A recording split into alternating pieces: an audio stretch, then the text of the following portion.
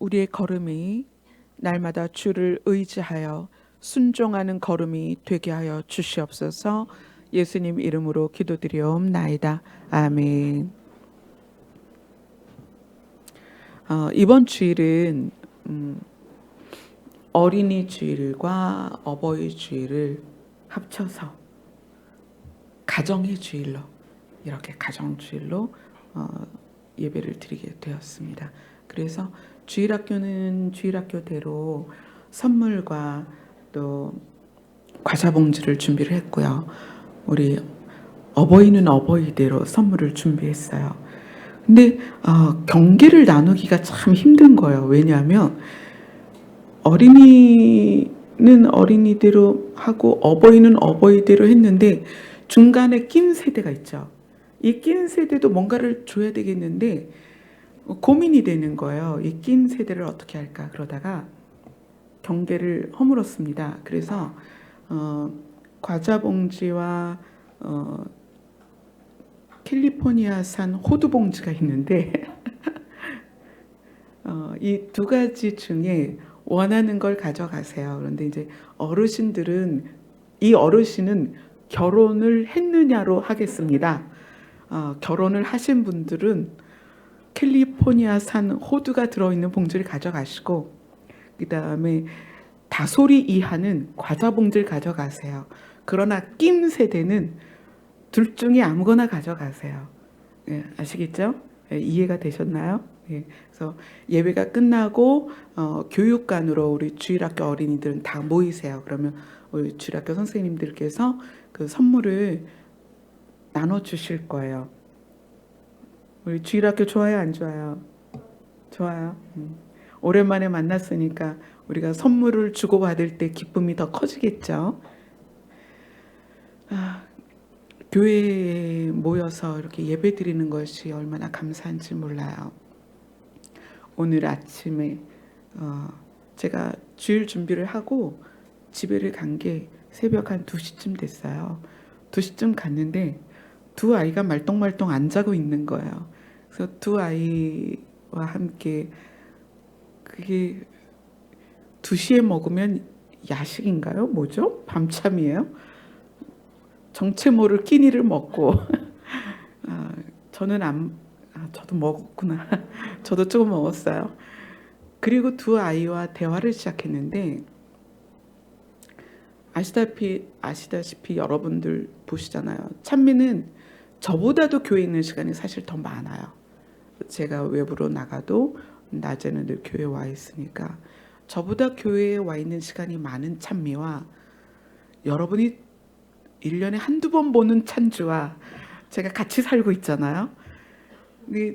찬미는 열린 하늘문 교회를 대표로, 찬주는 산마교회를 대표로 이렇게 이제 저하고 셋이 대화를 나누면서 주의 오심과 이 세대에 대한, 그 다음에 하나님의 나라에 대한 그런 것을 막 이야기를 하면서 오늘 여러분과 나누어야 될 이 이야기를 두 아이와 새벽에 거의 다 나눈 것 같아요. 그래서 하나님께서 우리에게 주시고자 하는 말씀이 오늘 여러분에게 가슴 깊이 스며들었으면 좋겠습니다. 자, 말씀 볼게요. 요한복음 13장입니다.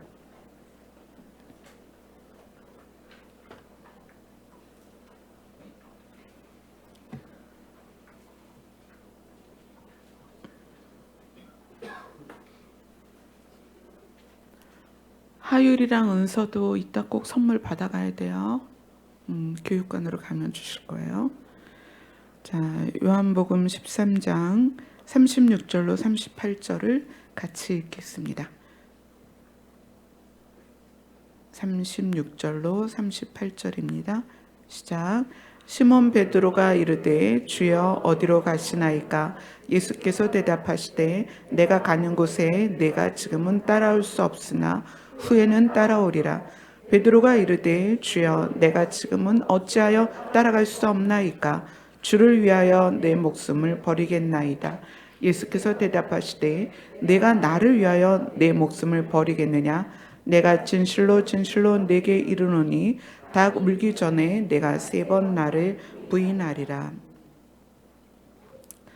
지난주에 베드로가 예수님께 했던 3가지 질문 중에 첫 번째를 했죠. 주여 주여 어디로 가시나이까를 지난주에 함께 나눴습니다. 그리고 이제 두 번째 질문을 베드로가 예수님께 합니다. 주여 내가 지금은 어찌하여 따라갈 수 없나이까. 이것은 지금 이 세대에 우리가 주님 앞에 해야 될 고백입니다. 주여 내가 지금 어찌하여 주님을 못 따라가고 이렇게 방황하고 있습니까? 내가 어찌하여 주님 앞에 가까이 가지 못하고 이렇게 좌절하고 있습니까? 올해 우리 교회 표어가 뭔지 기억나시나요? 어린 양의 길을 따라가는 자. 그래서 계시록의 말씀이 어린 양이 어디로 인도하든지 따라가는 자, 어린 양의 길을 따라가는 자. 이것이 올해 2020년 열린 하나문 교회의 표어입니다.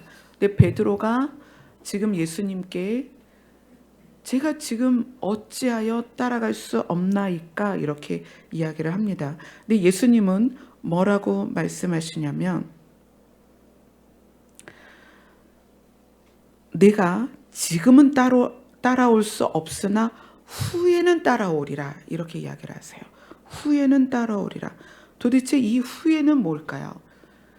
후에는 따라오리라. 그럼 무엇을 경계로 따라올 수 없는 것과 따라올 수 있는 것이 나뉘어질까? 그죠? 어떤 상태는 따라올 수 없는 거고 어떤 상태는 따라갈 수 있는 것일까? 또 그 후에는 이라는 이것이 우리에게 어떻게 적용이 돼서 우리도 따라갈 수 있는 사람이 돼야 되잖아요.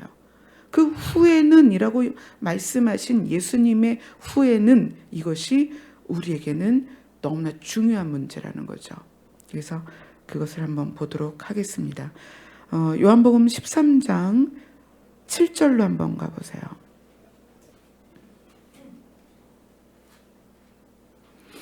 6절 7절 같이 읽겠습니다. 시작. 시몬 베드로에게 이르시되 베드로가 이르되 주여 주께서 내 발을 씻으시나이까. 예수께서 대답하여 이르시되 내가 하는 일을 내가 지금은 알지 못하나 이후에는 알리라. 자, 이거는 마지막 만찬을 주님께서 예수님의 어떤 그 마음을 제자들에게 보이시기 위해서 어떤 행동을 하시는데 뭐냐면 수건을 허리다 차시고 물그릇을 들고 제자들 하나하나 앞에 가서 발 앞에 무릎을 꿇으십니다. 그리고 발을 내밀어라. 내가 네 발을 씻어줄게. 시몬 베드로의 앞에 가셨습니다. 베드로가 깜짝 놀라면서 예수님, 어떻게 주님이 내 발을 씻으십니까? 이렇게 말을 해요. 그러니까 예수님이 뭐라고 말씀하시냐면 내가 너의 발을 씻는 행위를 너는 지금은 이해를 못할 거다. 그러나 후에는 알게 될 것이다. 여기서 또 후에는 이라는 말씀을 하세요. 후에는 알게 될 것이다. 후에는 나를 따라올 수 있을 것이다. 후에는 내가 왜 이 행동을 했는지 알게 될 것이다 라고 이야기를 하십니다. 자, 어디를 읽으냐면 요한복음 13장 13절부터 15절입니다. 같이 읽겠습니다. 시작.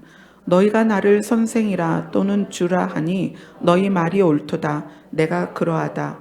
내가 주와 또는 선생이 되어 너희 발을 씻었으니 너희도 서로 발을 씻어주는 것이 옳으니라.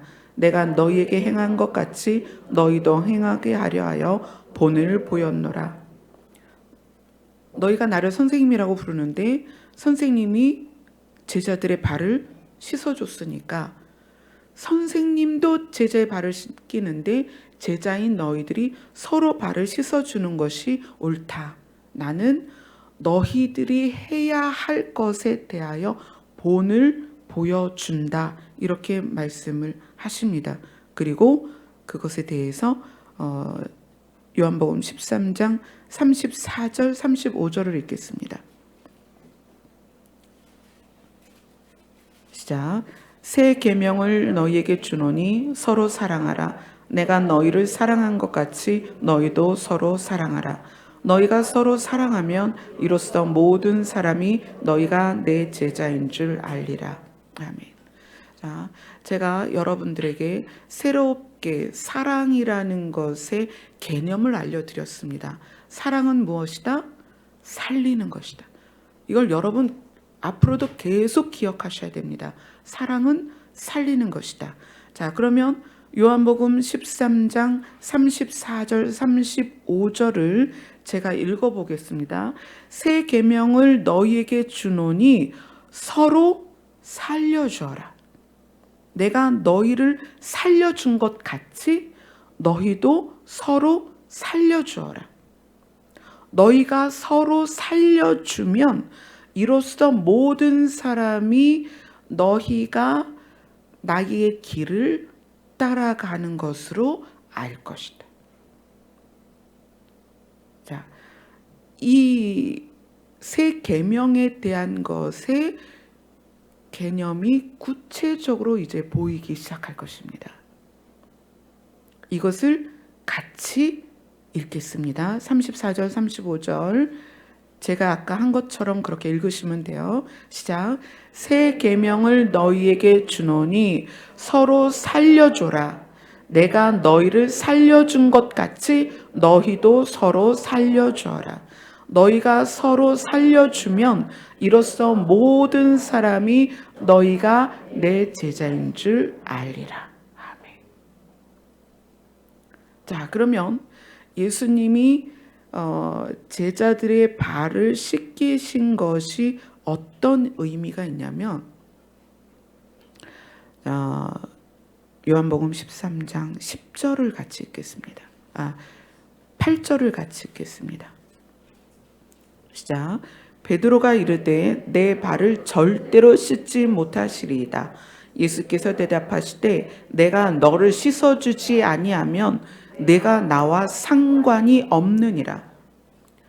이건 무슨 말씀이냐면 표면적으로는 스승이 제자를 섬기는 모습이에요. 그러나 내면적인 의미는 뭐냐면 내가 너를 씻어주지 아니하면, 내가 너희의 죄를 씻어주지 아니하면, 내가 너를 살려주지 아니하면 너는 나와 상관이 없다. 상관이 없다는 것은 나의 나라에서 너가 나와 함께 있을 수 없다. 내가 너의 발을 씻어준다는 것은 내 피로 너를 씻어준다는 의미다. 내 피로 너를 씻어준다는 의미는 내가 너의 죄를 사여준다는 것이다. 내가 너의 죄를 사여준다는 것은 내가 너를 살리는 것이다. 이것처럼 너희도 너희 서로의 관계 안에서 죄에 대하여 나처럼 해라. 내가 너희를 용서한 것 같이 서로 용서해라. 그것이 서로를 살리는 것이다. 너희가 나처럼 행하며 너희는 내 제자로 드러나게 될 것이다. 아멘. 이것이 발 씻음의 의미입니다. 예수님이 그것에 본을 보이셨습니다. 그리고 너희들이 이제 후에는 이것이 어떤 의미인지 알게 될 것이다. 지금은 단순히 발을 씻어주는 것이지만 내가 십자가에서 피를 흘려서 너희의 죄를 씻고 너희를 살려주었을 때 내가 너희의 발을 씻기지 않으면 너와 내가 상관이 없다라는 의미를 알게 될 것이다.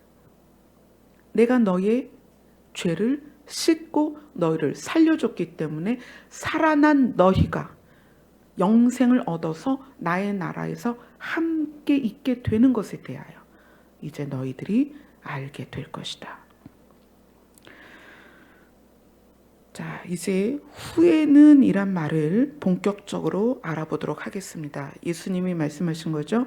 후에는 따라오리라.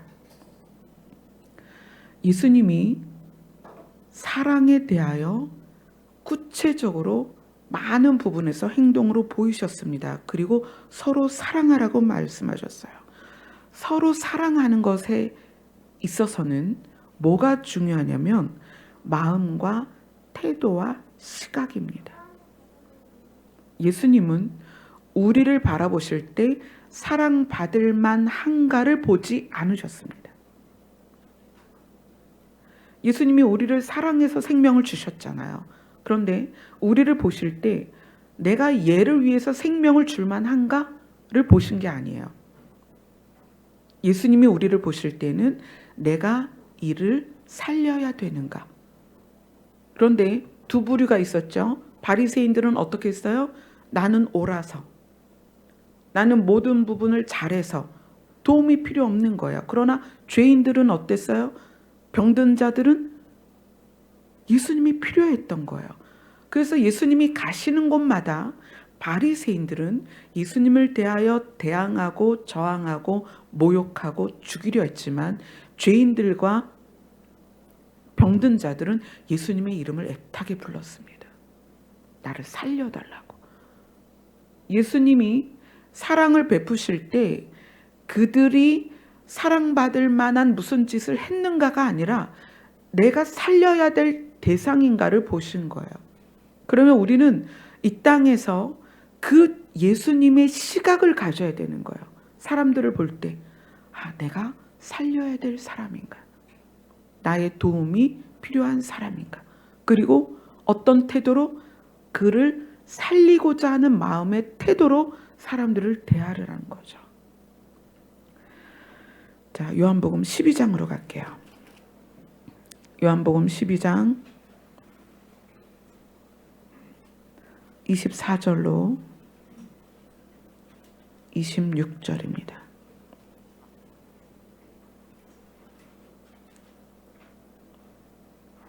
같이 읽겠습니다. 시작.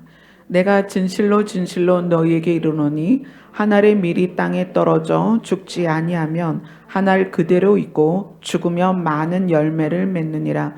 자기의 생명을 사랑하는 자는 잃어버릴 것이요 이 세상에서 자기의 생명을 미워하는 자는 영생하도록 보존하리라. 사람이 나를 섬기려면 나를 따르라. 나 있는 곳에 나를 섬기는 자도 거기 있으리니 사람이 나를 섬기면 내 아버지께서 그를 귀히 여기시리라. 예수님은 어떤 분이셨냐면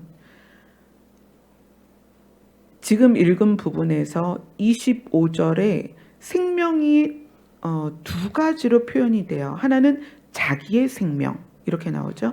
자기의 생명을 사랑하는 자, 자기의 생명을 미워하는 자, 자기의 생명이라는 말이 나오고 그 다음에 영생이라는 말이 나와요. 자기의 생명은 육체의 생명이고 내가 누리고자 하는 생명이고 영생은 예수 그리스도로 말미암아 우리가 받게 되는 영원한 생명이에요. 우리에게 선택하라고 말씀하시는 거예요. 너희는 너희의 육의 생명이 귀하냐 아니면 영원한 생명이 귀하냐, 둘 중에 어떤 것을 지키기를 원하냐라고 물으시는 거예요. 자기의 생명을 사랑하는 자와 자기의 생명을 미워하는 자, 이렇게 육체의 생명을 어떻게 바라보느냐를 지금 말씀하십니다. 그런데 육체의 생명을 미워하는 자에게 무엇을 주시겠다? 영원한 생명이 보존되리라. 이것은 무슨 의미냐면 영원한 생명의 가치를 너희가 아느냐는 거예요. 영원한 생명의 가치를 알아야 예수님을 섬기고 예수님을 따르게 된다는 거예요. 예수님이 어떤 분이에요? 한 알의 밀알처럼 자기 자신을 죽여서 모두에게 영생을 줄 수 있는 하나님으로부터 영원한 생명을 받으신 분이에요. 그래서 예수 그리스도로 말미암아 영생이 우리에게 오는데 그 영생에 대한 가치, 생명에 대한 가치를 아느냐는 거예요. 여러분이 영생에 대한 가치를 알아서 여러분에게 들어있는 영생의 가치로 자기 자신을 바라볼 줄 안다면 여러분에게 어떤 현상이 나타나느냐? 생명의 속성이 나타납니다. 자, 좀 더 쉽게 설명해 드릴게요. 여러분이 예수 그리스도로 말미암는 생명을 소유했다는 것을 진짜 알면 여러분에게 그 생명의 속성이 계속 증가합니다. 생명의 속성이 뭐예요? 생명의 속성은 아름답습니다. 생명의 속성은 그 아름답다는 것을 어떻게 이해하셔야 되냐면 토끼가 있는데 토끼를 박제로 해놓은 게 있고 살아있는 토끼가 있어요. 여러분 어떤 게 더 예뻐요? 살아있는 게 이쁘죠. 박제를 처음에 보면 우와 토끼다 하지만 그거 머리맡에 두고 싶겠어요? 박제를? 왜냐하면 죽었으니까. 살아있다는 건 아름다운 거예요. 생명은 따뜻합니다. 시신을 만져보셨나요?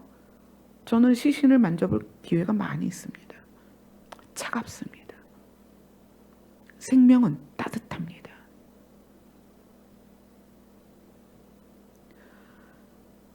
여러분이 예수 그리스도로 말미암는 생명을 소유했다는 것이 여러분의 가치로 스스로 느끼고 있다면 여러분 그 생명의 속성들이 증가됩니다.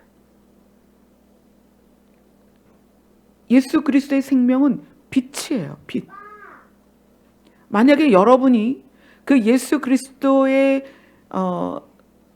그리스도로 인한 생명을 받았다는 자기 가치를 정말 안다면 여러분은 빛이 날 거예요. 밝아질 것입니다.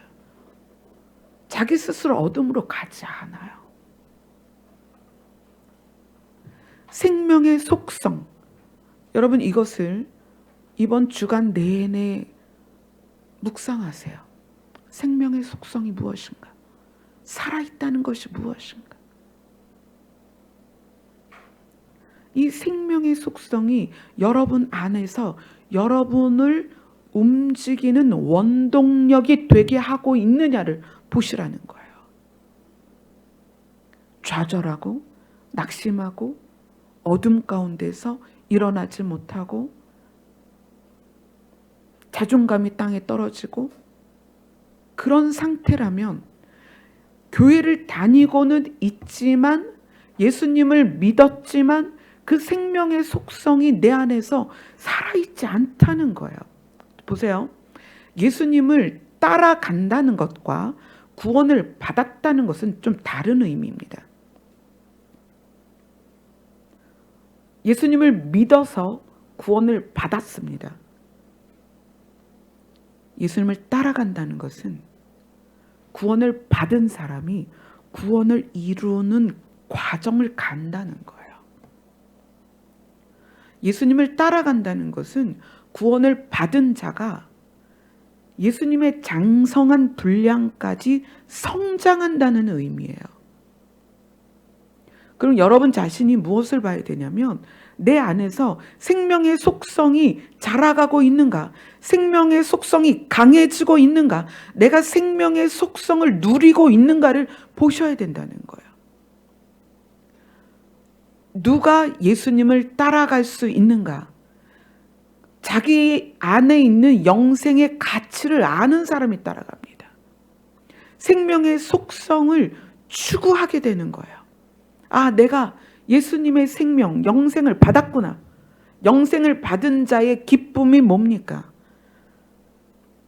교회를 안 나오는 찬주가 구원을 받았기 때문에 늘 어떤 상황에서든 예수님께로 나아가는 거예요. 그래서 요즘 CCM을 계속 틀어놓고 들으면서 오늘 그런 얘기를 하는 거예요. 아침에. 엄마, 예수님 빨리 오셨으면 좋겠어. 천국에 빨리 갔으면 좋겠어. 천국은 어떤 곳일까? 그래서 이제 천국이 어떤 곳일까라는 것을 이야기를 나누기 시작했어요. 하경아, 천국은 어떤 곳일까?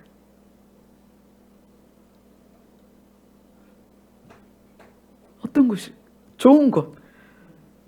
맞아, 얼마나 좋은지 몰라요. 천국은 좋은 곳이에요. 왜 좋은 곳일까요?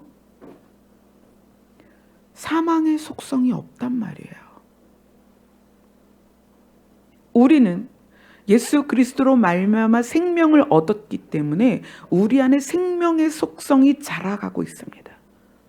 하나님의 나라 천국은 사망의 속성이 없습니다. 사망 안에 들어있는 다양한 모양들이 그곳엔 없어요. 또 뭐가 없죠? 시간의 속성이 없습니다. 천미랑 천주랑 그 천국의 어떤 구체적인 모양이나 어떤 상황, 상태들을 막 나누면서 그곳은 시간의 속성이 없을 것이다. 이런 이야기를 했어요. 시간의 속성이 뭐냐면 우리가 행복하고 기쁘고 즐거운 순간이 있죠. 근데 그 순간이 지속이 되나요? 안 지속돼요. 왜냐하면 우리는 시간 안에 들어있기 때문에 너무 기쁜 상태도 시간이 지나가면 그 기쁨이 사라지죠. 좋은 집을 이사를 갔다고 치면 저희가 이제 한 20여 평에서 사는데 만약에 한 50평으로 가봐요. 얼마나 좋겠어요. 그런데 그 얼마나 좋을까라는 그 좋음이 사라진단 말이에요. 왜냐하면 시간에 의해서 우리는 감각이 무뎌져요. 그리고 익숙해져요. 그래서 좋았던 것, 기뻤던 것, 행복했던 것이 지나간단 말이에요. 하나님의 나라는 시간의 속성이 없습니다. 또 시간의 속성이 뭐가 있을까요? 초조하고. 그죠? 초조함이 시간 때문에 있는 거거든요. 그런 시간의 속성이 없어요. 우리는 우리가 가지고 있는 영생의 속성이 나에게 있는가를 여러분 보셔야 됩니다.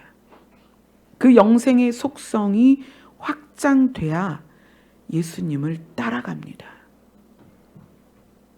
예수님이 제자들의 발을 씻겨주면서 내가 발을 씻기는 의미를 너희가 지금은 알 수 없을 것이다. 그러나 내가 죽어서 내가 내 피로 너희를 씻어서 너희를 살리고 살아난 너희들이 그제서야 이 의미를 알게 될 것이다. 그때 너희는 나처럼 서로 발을 씻어줘라. 살려줘라. 그런데 서로의 발을 씻어주기 위해서는 예수님이 제자들의 발을 씻길 때의 그 속성을 가지고 있어야 되는 거예요. 어떤 속성? 상대를 살리고자 하는 그 마음입니다. 생명의 가치를 깨닫는다는 것은 생명의 속성이 나에게 있는가를 볼 줄 알아야 된다는 거예요. 여러분이 생각하는 영역들을 정말 구체적으로 꺼내놓고 보세요. 내가 무엇을 생각하는가? 무엇을 계획하는가? 무엇 때문에 힘들어하는가? 여러분의 언어를 꺼내놓고 보세요. 내가 무엇을 말하고 내가 무엇을 어떤 언어를 가지고 남들에게 전달하고 있는가 보세요. 이 생명의 속성을 우리가 완전히 이해해서 그것이 나에게 적용되고 있는지 그것을 보고 깨달을 때 우리가 예수님의 길을 따라갈 수 있습니다. 자, 그 다음에 요한복음 14장으로 갑니다.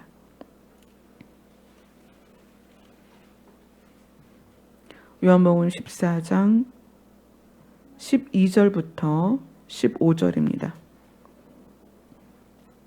같이 읽겠습니다. 시작. 내가 진실로 진실로 너희에게 이르노니 나를 믿는 자는 내가 하는 일을 그도 할 것이요 또한 그보다 큰 일도 하리니 이는 내가 아버지께로 감이라.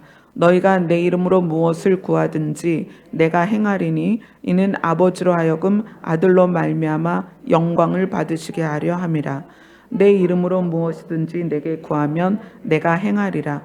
너희가 나를 사랑하면 나의 계명을 지키리라. 우리가 보통 이 부분에 대해서는 사역에 연결해서 이걸 풀죠. 예수님보다 더 큰 사역을 할 수 있다.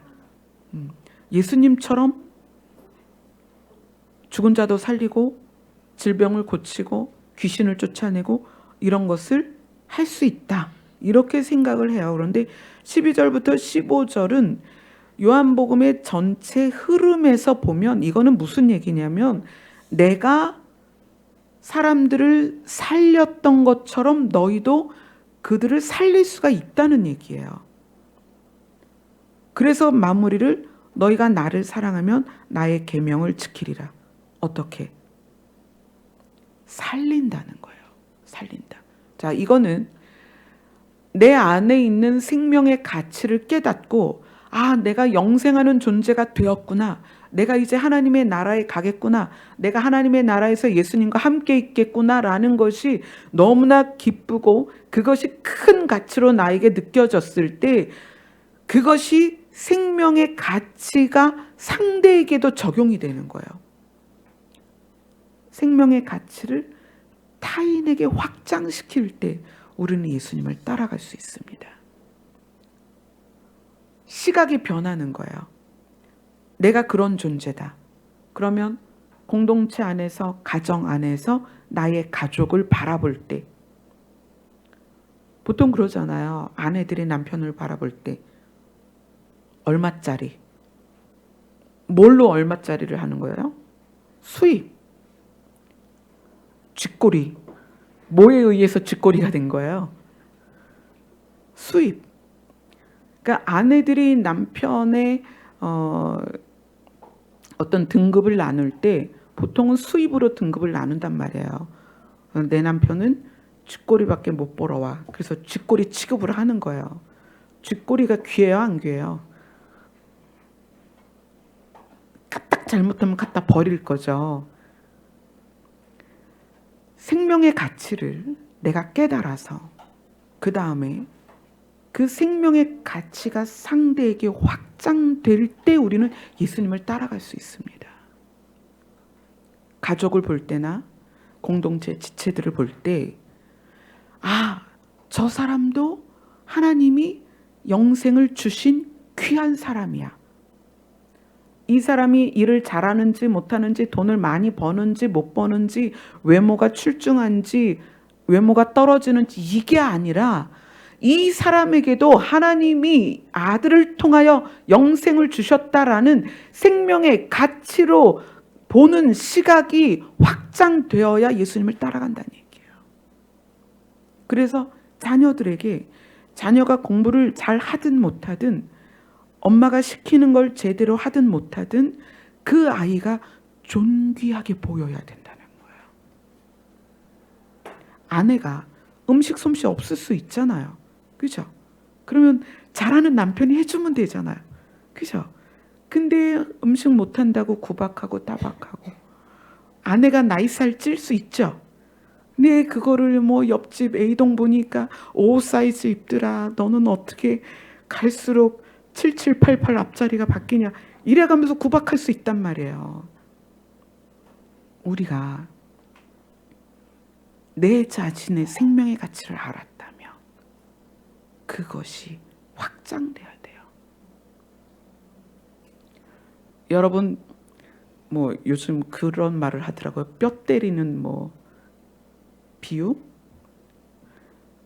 제가 한번 들어볼게요. 여러분 자신을 점검하세요. 우리 교회가 어떻게 여의도 순복음교회에서 오신 분들이 좀 있어요. 그리고 방송으로 설교 들으시는 분들 중에도 여의도 순복음교회에서 오신 분들이 있어요. 그래서 이제 이 비교를 하는 거예요. 여의도 순복음교회는 이제 조용기 목사님이 가장 대표적인 목사님이시죠. 근데 우리 교회도 조 목사님이 계세요. 조태준 목사님. 그죠? 여의도 순복음교회 조용기 목사님, 열리는 하늘문교회 조태준 목사님. 사실 조태준 목사님도 여의도 순복음 출신이세요. 그런데 만약에 여러분이 조용기 목사님을 대하는 것과 조태준 목사님을 대하는 게 다르다면 여러분은 예수님을 따라가고 있는 게 아니에요. 여러분은 세상의 가치로 보고 있는 거예요. 뜨끔하는 분 계세요? 여기서 저는 안 보입니다. 스스로 뜨끔하세요. 이건 무슨 얘기냐면 만약에 제가 여기에 서서 누가 헌금을 얼마 했어? 이 사람 헌금을 안 하네? 이걸로 성도를 바라보고 있다면 여러분 어떻게 느끼겠어요? 싹군이에요. 그죠? 제가 성도들 가운데에서 이 사람은 국회의원이야. 이 사람은 파지를 줍는 사람이야. 제가 이 두 사람에 대하여 대하는 태도가 다르다면 저는 목사라는 직업을 가진 세상 사람인 거예요. 생명의 가치가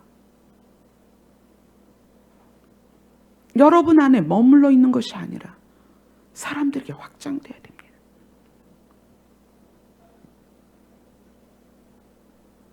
그것이 예수님을 따라가는 것입니다. 예수님은 이 땅에 오셔서 이 사람이 어떤 직업이고 이 사람이 얼마나 돈을 많이 가지고 있고 그걸 보신 게 아니에요. 예수님이 보신 건 살려야 된다는 그 사랑의 시각으로 보신 거예요. 여러분이 공동체 안에서 여러분의 시각이 세상적인 기준으로 사람을 보고 있다면 여러분은 신앙생활을 다시 시작해야 됩니다.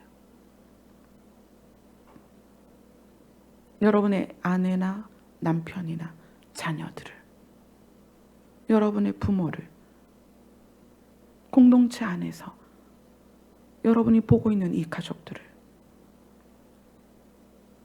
세상의 가치로 보고 있다면 여러분 신앙생활 다시 하셔야 돼요. 아무리 목사, 장로, 권사라 해도 아무리 교회에서 많은 직분을 감당하고 있어도 신앙생활 다시 시작해야 돼요. 여러분이 만약에 자녀를 뭘 잘하고 못하고로 편애를 한다면 여러분 자녀들에게 무릎 꿇고 빌어야 돼요. 어머니가, 아버지가 길가에 돌아다니는 세상 사람인 거예요. 그냥 세상은 사람을 비교합니다. 그 비교를 가지고 점수를 매겨서 등급을 나눠서 대우를 다르게 하죠. 그러나 생명의 가치는 그렇지 않다는 거예요. 제가 가장 마음이 아플 때가 교회 안에서 그러한 일이 있을 때예요. 좋은 직업끼리 또는 삶의 형편이 같은 사람들끼리 목회자조차 자기 옆에 엘리트, 고소득자, 좋은 직업 그런 사람만 옆에 두려고 하는 거예요.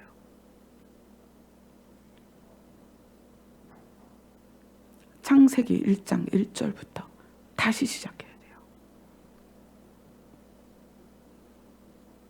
예수님을 따라간다는 것은 생명의 속성이 내 안에서 정확하게 살아나야 됩니다. 그리고 내가 누구인지를 알아야 돼요. 나는 하나님의 나라에서 하나님의 보좌에 앉으신, 하나님의 보좌를 상속받으신 예수 그리스도와 함께 살 사람이다. 그래서 나는 빛의 속성으로, 생명의 속성으로 이 땅에서 살아갈 것이다. 그렇게 결심해야만 예수님을 따라갈 수 있는 거예요.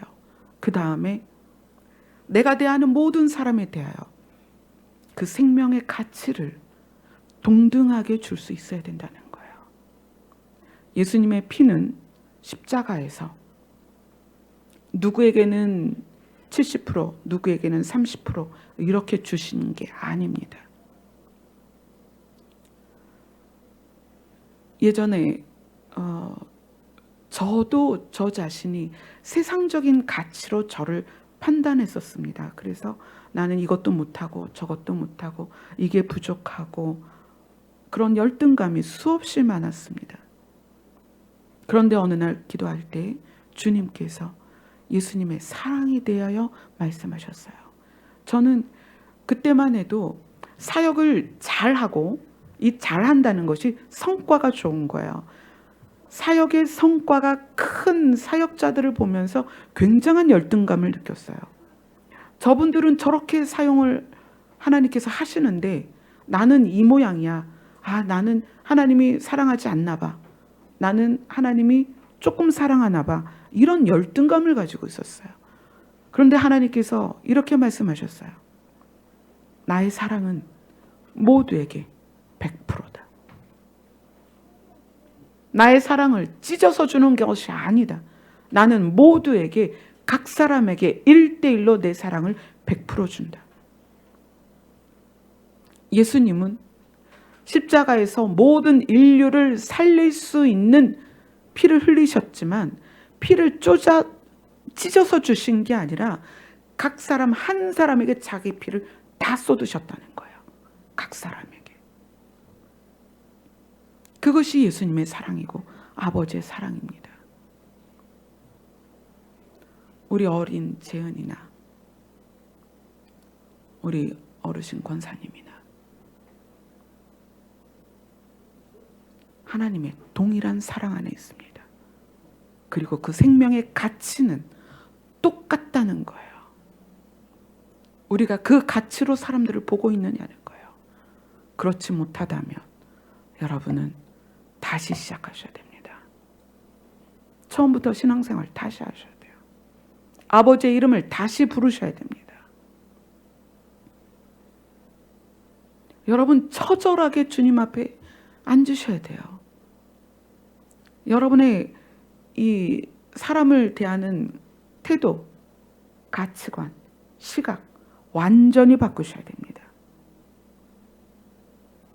그게 쉽지가 않죠. 그래서 예수님이 그것을 도우시기를 작정하셨죠. 요한복음 14장 16절에서 17절입니다. 같이 읽겠습니다. 내가 아버지께 구하겠으니 그가 또 다른 보혜사를 너희에게 주사 영원토록 너희와 함께 있게 하리니 그는 진리의 영이라 세상은 능히 그를 받지 못하나니 이는 그를 보지도 못하고 알지도 못함이라.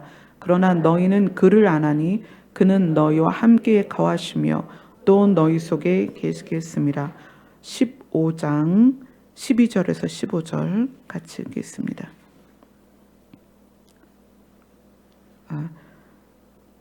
14장 25절 26절입니다. 14장 25절 26절 시작. 내가 아직 너희와 함께 있어 이 말을 너희에게 하였거니와 보혜사 곧 아버지께서 내 이름으로 보내실 성령 그가 너희에게 모든 것을 가르치고 내가 너희에게 말한 모든 것을 생각나게 하리라. 그 다음 요한복음 15장 26절입니다. 시작. 내가 아버지께로부터 너희에게 보낼 보혜사 곧 아버지께로부터 나오시는 진리의 성령이 오실 때에 그가 나를 증언하실 것이요. 16장 12절부터 13절입니다. 시작. 내가 아직도 너희에게 이를 것이 많으나 지금은 너희가 감당하지 못하리라. 그러나 진리의 성령이 오시면 그가 너희를 모든 진리 가운데로 인도하시리니 그가 스스로 말하지 않고 오직 들은 것을 말하며 장래일을 너희에게 알리시리라. 우리가 성령에 대한 접근을 성령께서 우리에게 주시는 혜택과 성령의 나타남에 집중되어 있었어요. 그래서 성령께서 우리에게 오시면 방언을 받고 또 예언을 하고 환상을 하고 귀신을 내쫓고 질병을 고치고, 이거는 성령이 우리에게 주시는 혜택이고 그 다음에 성령이 일하실 때 드러나는 모습이에요. 그러면 본질적으로 예수님이 아버지께 보혜사를 우리에게 보내주시기를 간청한 이유가 뭐냐는 거예요. 간청한 이유는 그가 오시면 그가 나를 증언할 것이다. 또 그가 내 말을 기억나게 할 것이다. 이게 뭘까요? 보혜사 성령은 우리에게 오셔서 예수님의 삶의 핵심, 살리고자 하시는 그 뜻을 우리에게 명확하게 알려주신다는 거예요. 그래서 우리가 사람을 대할 때 그 사람을 살리고자 하는 그 길을 성령이 도와주신다는 거예요. 그리고 예수님이 진리, 내가 곧 길이요 진리요 생명이니 나로 말미암지 않고는 아버지께로 갈 자가 없다라고 말씀하시면서 예수님이 그 생명을 우리에게 주신 그 의미를 성령께서 우리에게 알려주신다는 거예요. 그래서 성령을 받은 자는 성령이 임해서 성령이 우리 안에서 활발하게 활동하는 자에 드러나는 특징은 사랑입니다. 은사가 아니라 사랑입니다.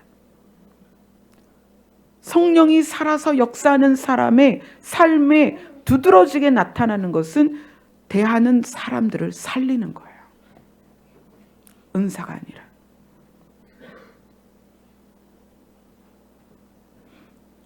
그래서 성령께서는 우리를 생명을 살리는 삶으로 인도하십니다. 자, 그것이 뭐예요? 생명을 살리는 삶이 무엇이다? 예수님을 따라가는 것이다. 예수님의 삶이 생명을 살리는 삶이었다. 그 어렵잖아요. 어떻게 하죠? 그래서 누가복음이 그렇게 말하죠. 사람으로는 할 수 없을 때 하나님은 하실 수 있느니라. 아멘. 여러분은 이제 자기 가치에 대해서 스스로 더 깊이 묵상하세요. 난 누구인가?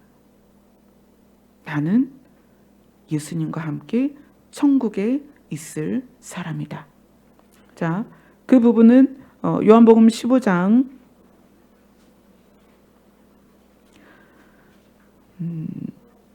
12절부터 15절까지 한번 읽어봅시다. 요한복음 15장 12절부터 15절 같이 읽습니다. 시작. 내 계명은 곧 내가 너희를 사랑한 것 같이 너희도 서로 사랑하라는 이것이니라. 사람이 친구를 위하여 자기 목숨을 버리면 이보다 더 큰 사랑이 없나니 너희는 내가 명하는 대로 행하면 곧 나의 친구라. 이제부터는 너희를 종이라 하지 아니하리니 종은 주인이 하는 것을 알지 못함이라. 너희를 친구라 하였노니 내가 내 아버지께 들은 것을 다 너희에게 알게 하였음이라. 우리가 어떤 존재예요? 예수 그리스도로부터 예수 그리스도로 말미암는 영생을 받은 존재로서 예수님이 친구라고 말씀하셨어요. 이게 여러분의 가치입니다. 여러분이 공부를 잘하든 못하든 가난하든 부요하든 얼굴이 예쁘든 못생기든 이건 상관없이 여러분은 누구냐면 예수님의 친구예요. 그 가치가 얼마나 놀라운지 예수님의 친구는 예수님과 함께 거하게 될 것입니다. 그것이 여러분의 가치예요. 여러분의 가치가 훼손되지 않게 보존하세요.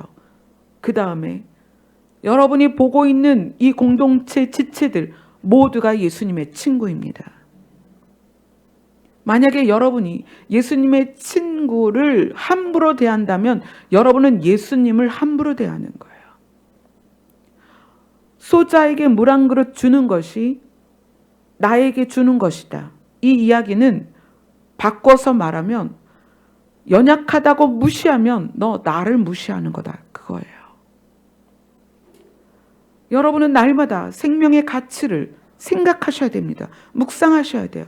그래서 내가 대하는 모든 사람에 대하여 누구로 대해야 돼요? 예수님의 친구로 대해야 돼요. 예수님의 생명을 가진 자로 대해야 된다는 거예요. 그렇지 않으면 우리는 예수님을 따라가는 것이 아닙니다. 그럼 우리는 다시 시작해야 돼요. 여러분의 계급장 있죠? 나 교회 몇 년 다녔어? 나 어느 교회 출신이야? 나 예전에 무슨 사역까지 했어? 내 직분이 뭐야? 이거 다 띄어야 돼요. 완전히 다 띄어야 돼요. 그리고 어떻게 해야 돼요? 주님 앞에 다시 가셔야 돼요. 다시 시작하셔야 돼요.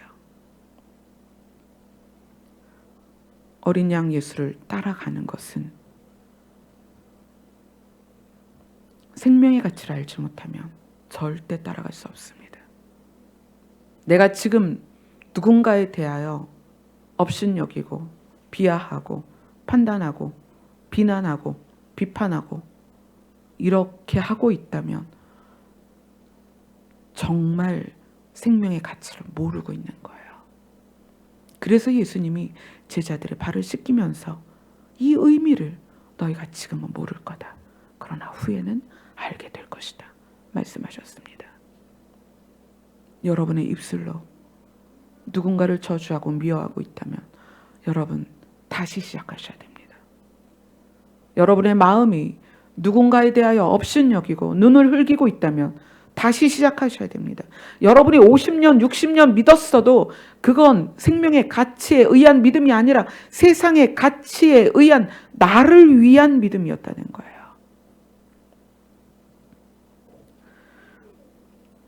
예수님 오실 날이 얼마나 남았을까요?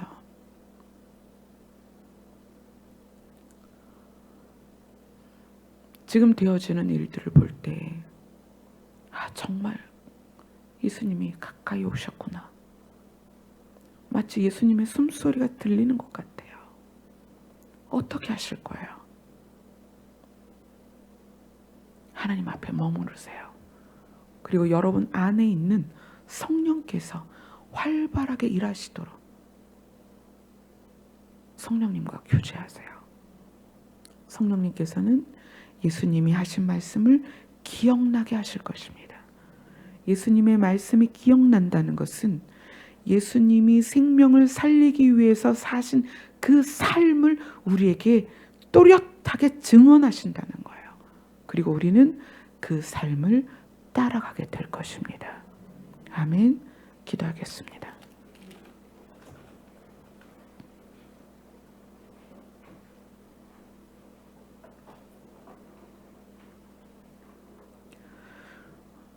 우리의 몸은 성전 안에 있지만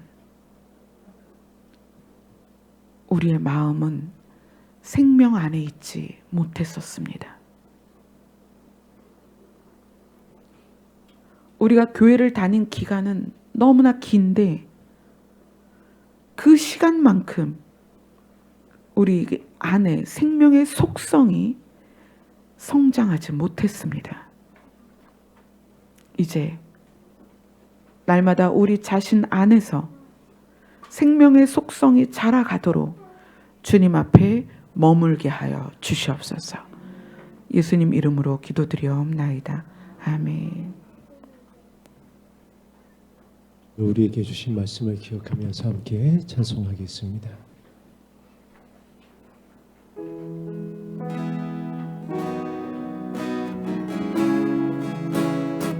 어린 양의 길을 따라가는데 우리의 힘으로 할 수 없음을 고백하며 우리의 약할 때 강이 되신 주님의 이름을 부르겠습니다. 약할 때 강함 되시네 나의 보배가 되신 주 나의 모든 것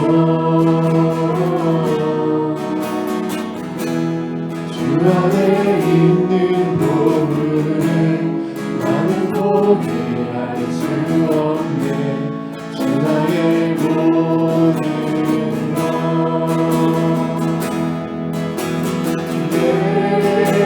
예수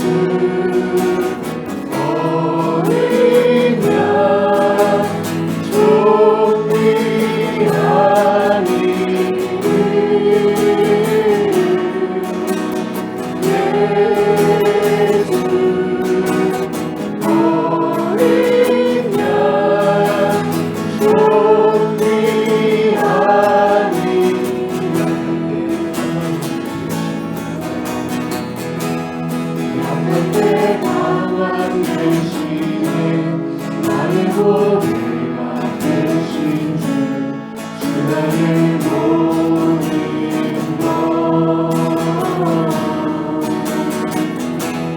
주만을 믿는 도문은 나는 포기할 수 없네 주 나의 모든 것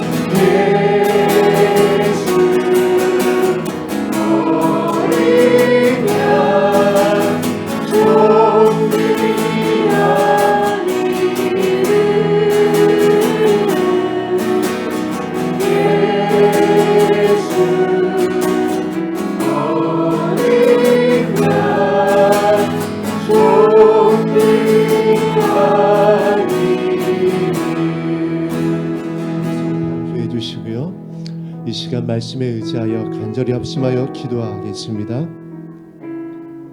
어린 양 예수님의 길을 따라가는 것, 영혼을 살리는 것, 연약한 우리로서는 할 수 없습니다. 아버지께서 부어주시는 보혜사 성령의 기름으로 우리 안에 생명으로 채우게 하여 주시사 영혼을 향한 아버지의 마음으로 살릴 수 있게 하여 주시옵소서. 아버지의 생명의 능력이 이 시간 부어지게 하여 주시옵소서. 하늘의 사랑이, 하늘의 생명의 빛이 비춰지게 하여 주시옵소서. 이 시간 주님의 이름을 간절히 한번 합심하여 부르고 기도하겠습니다. 주여,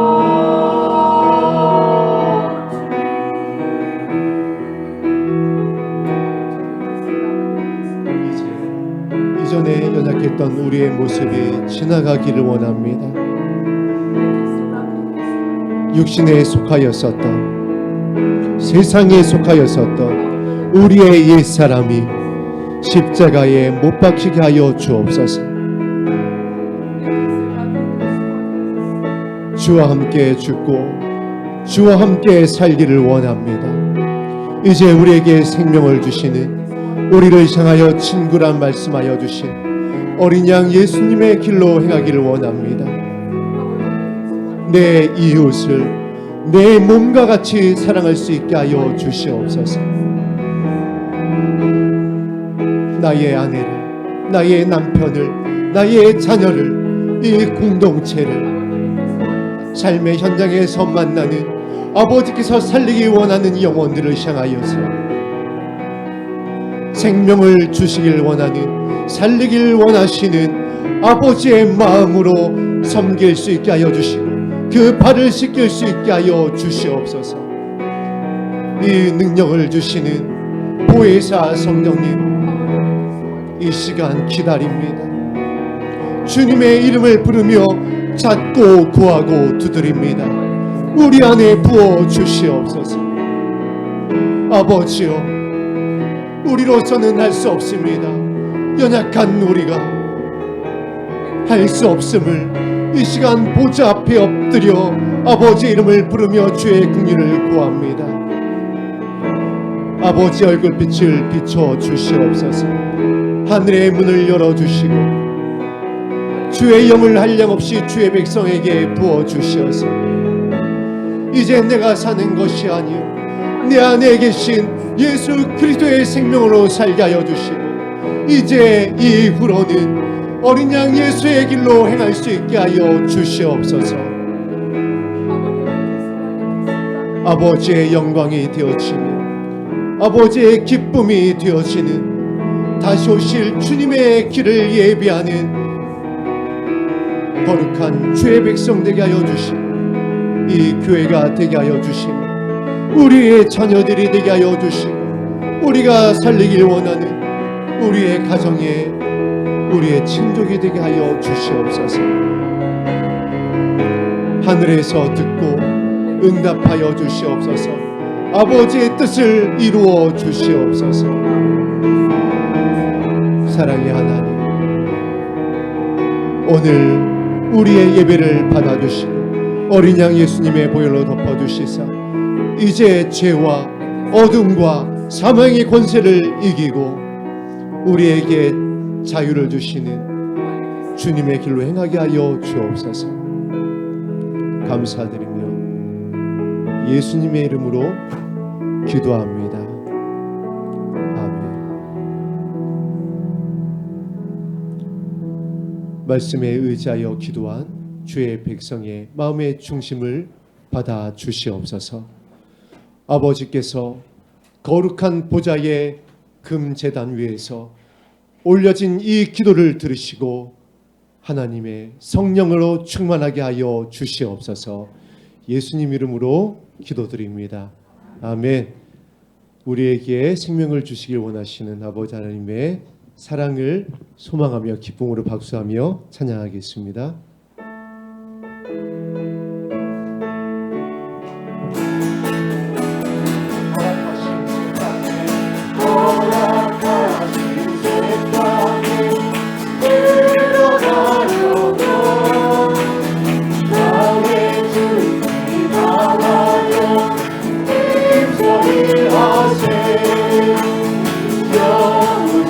영원과 본받아 하늘로 가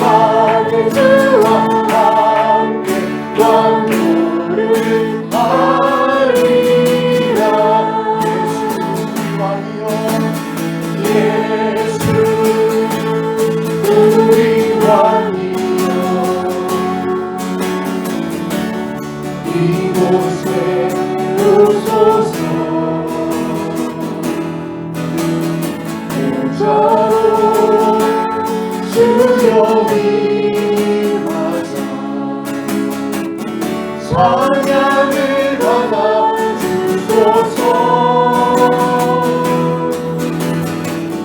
주님을 찬양하오니 주님을 경배하오니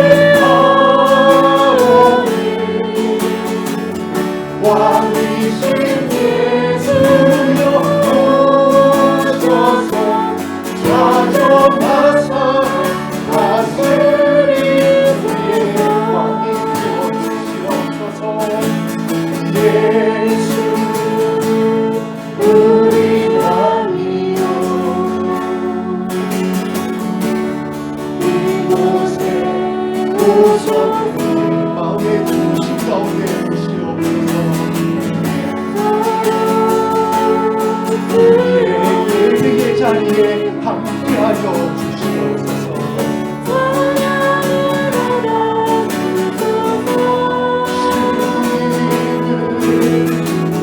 주님을 찬양하오니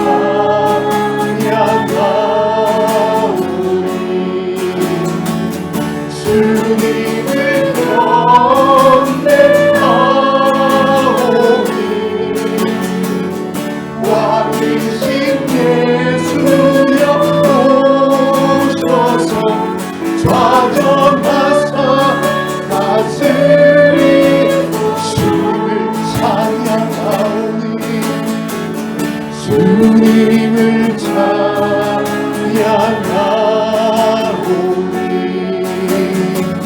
주님을 경배하오니 왕이신 예수님 왕이신 예수여 오셔서 좌정하사 다스리 주님을 찬양 주님을 찬양하 다시 오신 주님을 경배하오니 왕이신 예수여 오셔서 좌정하사 다스리소서.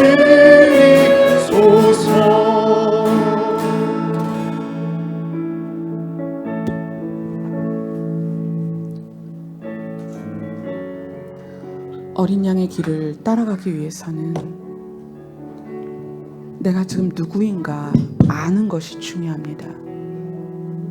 여러분 누구십니까? 예수님이 피값으로 자신의 생명값으로 우리에게 영생을 주셨습니다. 그런데 우리는 우리 자신을 세상의 가치로 바라보고 있어요. 그래서 열등감을 느끼고 부족감을 느끼고 연약하다고 좌절하면서 또다시 세상의 가치로 사람들을 판단하고 정죄하고 비난하고 비하하고 비웃고 눈을 흘기며 그렇게 살아가고 있습니다. 여러분의 가치를 보세요. 여러분이 누구입니까? 예수 그리스도의 피값으로 영생을 소유한 사람들입니다. 이 시간에 주님, 이제껏 나의 가치를 몰랐습니다. 성령님 내 안에서 말씀하여 주시옵소서. 나의 가치를 알려 주시옵소서. 그리고 내가 만나는 이 공동체, 내가 만나는 우리 가족들의 가치를 인정할 수 있게 하여 주옵소서. 그리고 내 안에 이 생명의 속성이 자라나가게 하여 주옵소서. 기도하는 시간 갖도록 하겠습니다.